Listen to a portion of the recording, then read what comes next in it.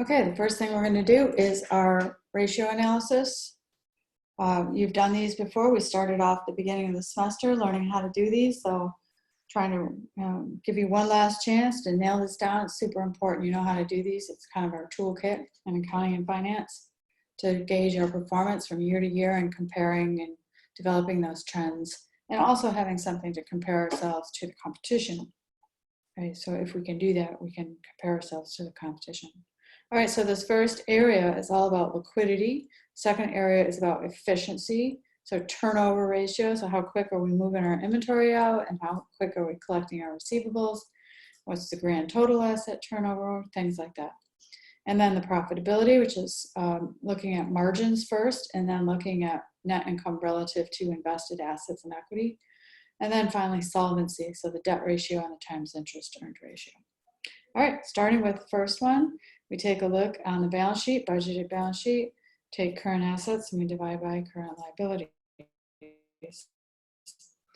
So that's a huge improvement.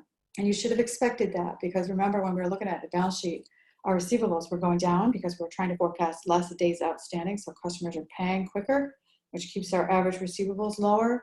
And also remember, we skinnied up the amount of inventory we had on hand for raw materials inventory, and as well as inventory in the cafe, even though that one we pretty much, we'll stay pretty close to what we had because we didn't have very many days anyway. But we'll get a feel for that. We'll see where we stand. This is the exact same thing, except now we're backing out that inventory to see what difference we get out of that. So does the number still hold up and improve, or is it that we're building up inventories? Like, you don't want to build this number up just to build up inventories.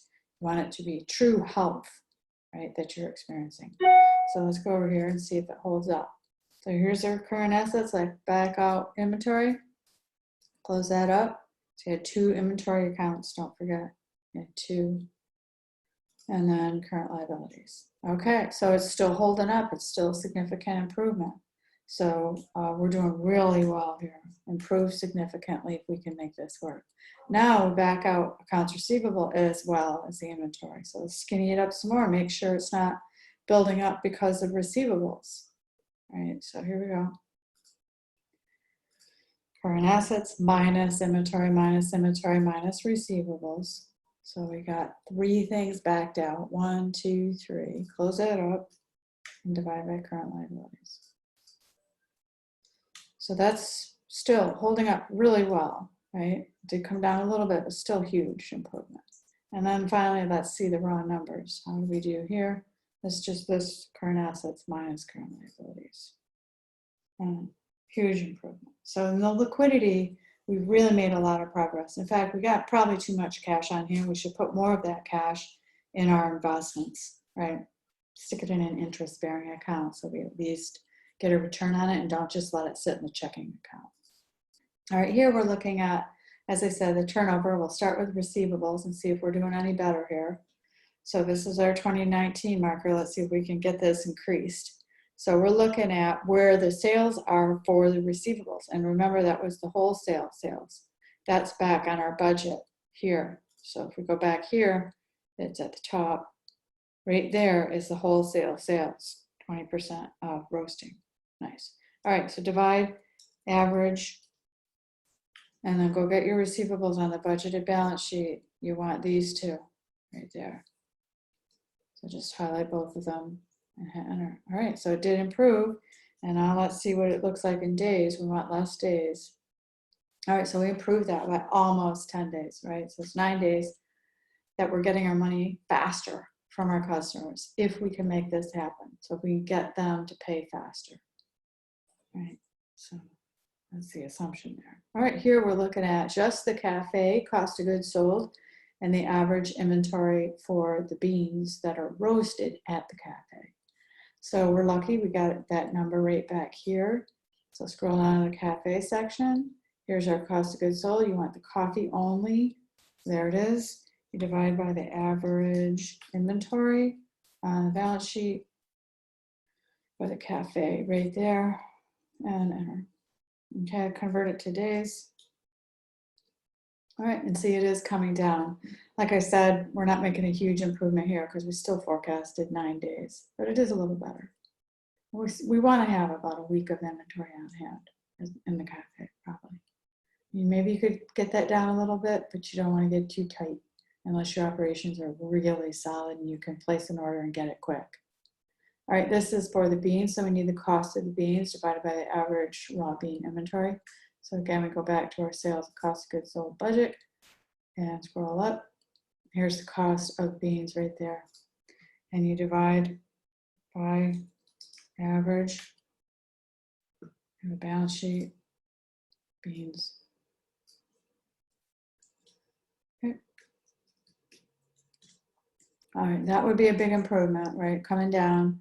It's still not down to 90 yet, but because we averaged the inventory there, but it's definitely heading in the right direction. All right, this one is total sales. So total sales, you can just get off the income statement. That's easier, right? So it's right there, total sales. And you divide by the average total assets. So you're picking up all of them. It's just kind of a blanket turnover, right, general. Okay, we're not making any improvement there to speak of. Let's just see if there's some decimals that show up. Yeah, pretty much the exact same number, right? So nothing there to get too excited about in terms of our total performance, right? But we do see measures that are improving across there, and those are the same measures that are kind of pushing these numbers up and making this section look better. So it tells us the story behind where it's happening.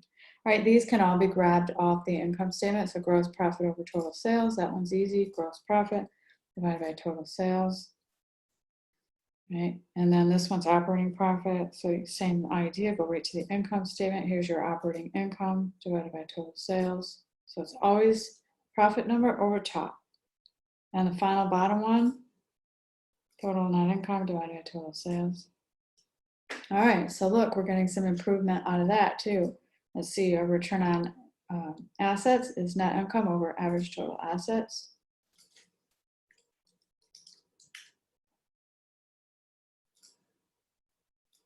So just those two right there. Oops, I got a typo. Oh, yeah, right there. Got it. And then this one is net income over average equity.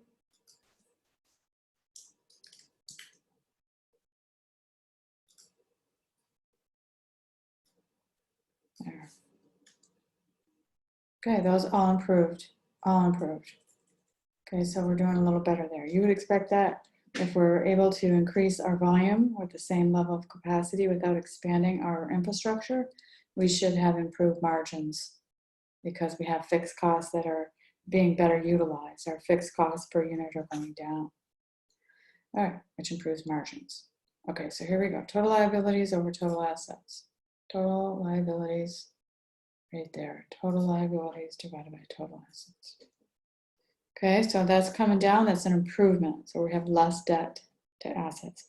And then this is your operating income over your interest expense on the income statement.